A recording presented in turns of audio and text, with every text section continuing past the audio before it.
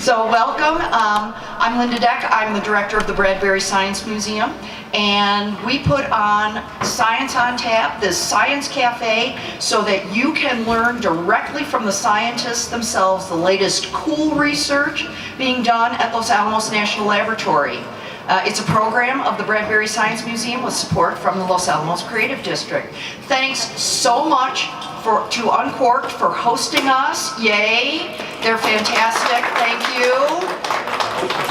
So things here have changed at Uncorked now that Prashant is the owner. He's now offering food from here, and in fact he is providing the food that is being sponsored by the American Chemical Society local chapter that you're enjoying tonight. So from his other venue, Surfy. So thanks so much for that, and thank you to the American Chemical Society for sponsoring the refreshments tonight. Thank you. So what I want to say going forward is, folks, all you usual Science on Tappers, now that food is being offered here through Surfy, there won't be any more of bring your own food, okay? So please don't going forward. Instead, please patronize the generous venue host to ensure that he and we have continued success with Science on Tap being here. Also, I want to announce that, yes, Science on Tap is always the third Thursday of the month. We're not going to hold it in December because it's too close to the holidays. So there will not be a Science on Tap in December. And you will learn about the next Science on Tap in the new year. I'll make sure announcements go out about that. Make sure you get our announcements by signing up the roster that was here at the door when you came in so that you can get the emails. I'm going to ask you now to turn off your cell phones. And also, there are comment forms on tables. We always love to hear from you about the program, other programs you'd like to hear, anything you'd like to tell us. So now it's my pleasure to get underway and introduce Karissa Sanbonmatsu. So Karissa is a principal investigator at Los Alamos National Laboratory in biophysics, biochemistry, and structural biology, and she does make use of cryo-electron microscopy, which is why it's so great that we heard about the Nobel Prize for cryo-electron microscopy and have Karissa right here to talk about it. She was a postdoctoral fellow at the lab. She has a PhD from University of Colorado at Boulder in astrophysical, planetary, and atmospheric sciences, a BA in physics from Columbia University in radio astronomy, and is highly published, and she's a fellow of the American Chemical Society for pioneering the computer simulation of molecular machines and biomolecular complexes. And that's the work that I am most familiar with, Karissa. We have an exhibit up right now at the Bradbury on Karissa's work of showing the dynamics of the ribosome machine. I hope you will all come and see it. She also got a presidential award for early career scientists and engineers. Quite accomplished. Very happy to have her associated with us. And catch her on her TED Talk. She has a TED Talk online with over 900,000 views. So you're going to have a nice program tonight. Everybody, please welcome Karissa Sanbonmatsu.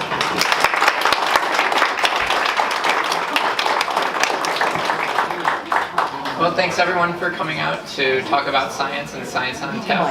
And thank you for that great introduction. You can't hear me? Okay. So, is this better? Yeah? Okay. So today I'm going to talk about the Nobel Prize that was handed out about a month ago to 3 researchers in electron microscopy.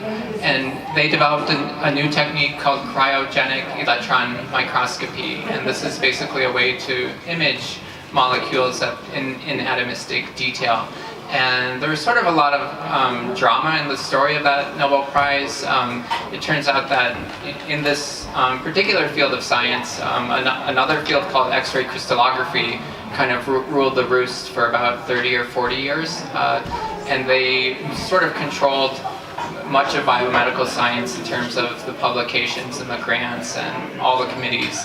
But the cryo-electron microscopists sort of were like this band of rebels and didn't have much funding, and they worked really hard for 30 years, and they finally are getting their day in the spotlight now. And so to understand the science behind this, you need to know a little bit about structural biology. And so you may wonder, like, for example, how do drugs work? Like, if you have a headache and you take an Advil, what does that Advil do? You pop it in your mouth and suddenly, the headache goes away. Why is that? Well, it turns out that, there are different proteins in your body and in your brain that control swelling, for example. And the ibuprofen molecule in the Advil is actually designed to custom fit one of those proteins to inhibit the swelling, and that diminishes your headache. And so it turns out that, in all the processes in your body, there are these little tiny microscopic machines that make your body do what it needs to do to have thoughts, to have your heart beat, to have the blood flow, and everything. They're tiny little machines that are doing everything in your body right now. And the idea is, if we can image those machines in atomistic detail, then we may be able to make drugs that can specifically bind to those machines and sort of fix them if they're broken, or if there are too many of them, they can damp them down and that kind of thing. And that's why it's really critical to know the 3D atomistic structure of these different machines in your body. And so as I mentioned, for about 3 decades, the crystallographers kind of ran this field of structural biology. And so in that field, what you would have to do is you would have to go into the lab, you'd purify your protein or your little molecular machine, and then mix all kinds of different salts and buffers. Usually would have an army of graduate students slaving away in a basement somewhere, trying this condition and that condition. And then maybe after 5 or 10 years, you could actually get thousands of machines to glom onto each other in a perfect crystalline form. And if you could manage that, then you could go to a giant particle accelerator like at Berkeley, and then blast it with a huge X-ray beam. And then when you blast the crystal with a beam, you get a diffraction pattern. And then you can use a lot of computers to basically back calculate the 3D structure of the molecule. And so for 30 or 40 years, things have been working like that. And for one molecule called the ribosome, it took about 30 years to come up with the structure. And we have, this is the molecule that we worked on in Los Alamos for about over maybe 15 years. And this is the ribosome. So there are thousands of these in your body right now. And these basically implement your genetic code. So they glom onto your DNA, and then they kind of squirm over it and read the information in it and make the proteins, and then it executes the instructions in your DNA. So this is the ribosome. This is one of those machines. So anyway, so that was crystallography, and because they could come up with these all atom structures like this one, people gave them sort of a godlike status in science, and they, power corrupts is what people say. I think so they sort of, controlled a lot of stuff. But in the meantime, there were several other researchers that were not doing crystallography. Instead, they were working with microscopes, and they were trying to image things like this in atomistic detail with a microscope. I'll just set this down. And so you might think, why can't you just take a ribosome? This is not to scale. The ribosomes you can't see. So the ribosomes are about 10 nanometers wide or so. And so can't you just put those under a microscope and look at it? Well, they're much smaller than the wavelength of light. The wavelength of light is like 500 nanometers or so. And so this is tiny compared to the wavelength of light. So what a guy called Richard Henderson did in the UK was in the 70s, he used an electron microscope, and the wavelength, your quantum wavelength of an electron is really tiny compared to the wavelength of light. I think 100,000 times tinier. And so that allows you to sort of see what that thing looks like. So he got some kind of blurry images of some of the proteins back in the 70s. And then a guy called Jacques Debouchet in Lausanne, Switzerland, he helped refine the process, and he decided to freeze these molecules to then image them under the electron microscope. And it turns out when you freeze things, the ice forms crystals, and then when you project your microscope, the electron beam from the microscope through, there's a lot of artifacts due to the crystallization process. It's a little blurry. So Jacques Debouchet had the brilliant insight to flash freeze the water with a liquid nitrogen ethane mix. And then because it was flash frozen, the water kind of froze in its tracks instead of forming a crystal. It's sort of a glassy state. And that eliminated all those artifacts, so you could see right through the water. And then the third character in this drama is Joachim Frank, who's a colleague of mine now at Columbia. And he was in Albany, New York. I'm from that area of the country, and it's not the most glamorous place to live. But he was there for, I think, 25 years maybe in Albany at the Wadsworth Center. And he was also doing this cryogenic freezing and putting the things under the electron beams to image the ribosome. That was his main molecule. And he had another insight to basically do a lot of computer analysis to create 3D structures from 2D images. And so he had the insight, instead of just looking at one target, like one ribosome, to look at millions of those ribosomes all at once. And what would happen is you would have an electron beam coming down, and then it would make many, many shadows for each of the millions of ribosomes. And then all the ribosomes would be oriented in different angles and different positions, making different kinds of 2D shadows. And then if you could reconstruct them, he was able to come up with a single 3D structure, a 3D image of the ribosome. And then the final piece of the story is so all this happened in the 70s, 80s, and 90s, but what happened in 2013 and up to now is another group in the UK came up with a new kind of camera called the direct electron camera. And what this does is it basically improved the signal to noise tremendously. So before, I didn't mention, they used to use a CCD type camera where you would have the electron hit a wire, a grid of wires, and then you'd have to interpret the CCD data. But now they use a solid state detector, and that dramatically increased the signal to noise, and then now they can match or even do better than the crystallographers. And so what's happened now is that all the crystallographers are jumping ship and learning cryo-EM all around the world right now. And some of them are beating the cryo-EM people at their own game, is what's happening. But as a result, basically the whole field is moving into cryo-electron microscopy. And so the Nobel Prize was given for Richard Henderson, who did the first electron microscope imaging, and Jacques Debouchet, who got the freezing process, and then Joachim Frank, who did the image analysis. And then Linda Anderman came up, together we came up with this great demo that I want to show you.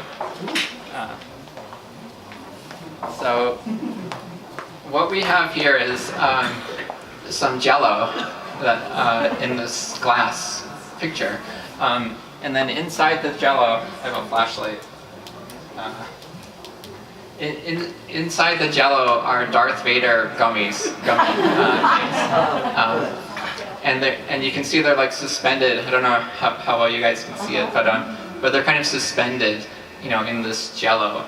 And what Joachim Frank did is, you could imagine having 1 million of those Darth Vaders in a very large thing of jello.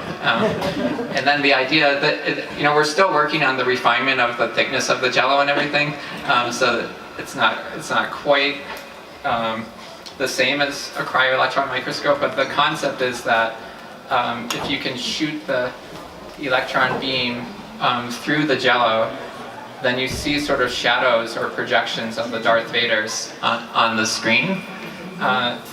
And the Darth Vaders are all at different orientations. And the idea is that given only what's on the screen, the 2D sort of shadow or projection of the Darth Vaders, you try to reconstruct, is that Darth Vader, is it Princess Leia, is it Yoda, who is it?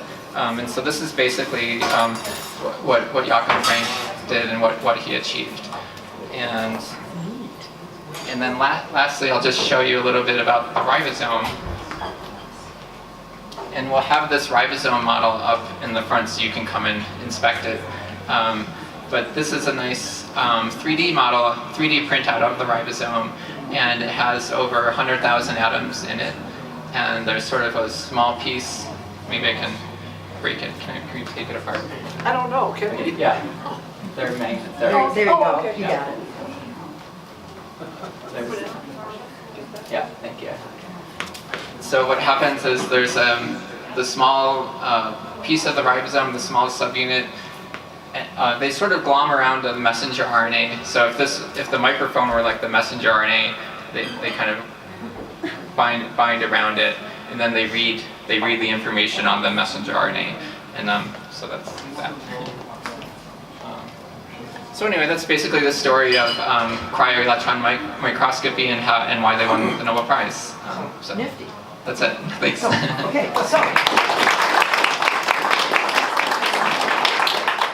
can I invite you all to think about and ask Karissa. So Karissa, tell us, how do you particularly use cryo-electron microscopy to do what you do with? So we use cryo-electron microscopy in several different ways. On our ribosome project, we did a lot of computer modeling. So we would, there's sort of two steps in this process. First, the people using the microscope make a 3D contour map. And then the goal is to convert that into an atomistic all-atom model. And we do a lot of that. And then right now we're taking our own first cryo-EM images at Baylor, Texas. A postdoc in my group, Dunan Kim, is there, and on that project we're looking at some RNA molecules that are important for genetic switching. So does the lab have cryo-EM? The lab has a lot of computer modeling, but we're trying to get a cryo-EM here. We don't have one here yet, so we're using other microscopes. There's a question. Yeah. When it's not frozen, is the ribosome rigid like that model? Or does it jiggle? Is it a slinky? That's a great question. Yeah, it does jiggle quite a bit. And so basically it's rigged so that the jiggling allows it to do its job. So it takes advantage of the energy in the water around it and allows it to move around and stuff like that. So, yeah. So does the cryo-EM also give you the atomistic structure, or is it just the physical structure of how everything's assembled? It gives you sort of a 3D surface, I guess, of the structure, and then we use like sort of basic organic chemistry, rules of organic chemistry to construct where all the atoms go in that structure, pretty much. Yeah. So, to get the capability, do you need a new machine or just a new holder? Yeah, we're trying to get interest in a new machine here. There's a building, I think, where it can go, but that's what we're interested in. How much do they cost? Yeah, how much does it cost? The price tag is a bit steep. We're working on a cheap system for I think $5 million. I think is the cost. So in Lano terms, it's not too expensive. But. What range of cryogenic temperatures and other advantages in different temperatures? Yeah, it's quite cold. It's cold with liquid nitrogen. I'm not sure. I don't know the temperature off the top of my head. 7. Yeah, I think 7. That rings a bell. And they do play around a lot with the exact temperature. I don't really know the answer to your question, but a related answer is that one thing they do is the ribosomes are still moving a little bit through the water, and so they try to correct for the motion in the computer analysis to improve the resolution. But, yeah. So since the Nobel was kind of like a new discovery in chemistry, would you say, I don't know if you know a lot about marine, but it sort of would have, I think it would have some more capability to show how this kind of research, if we had marine, would be advanced, or it should. Can you repeat it? What is the relation of this to Marie? Is that the question, basically? Yeah. I'm not, this is going out of my field, but I believe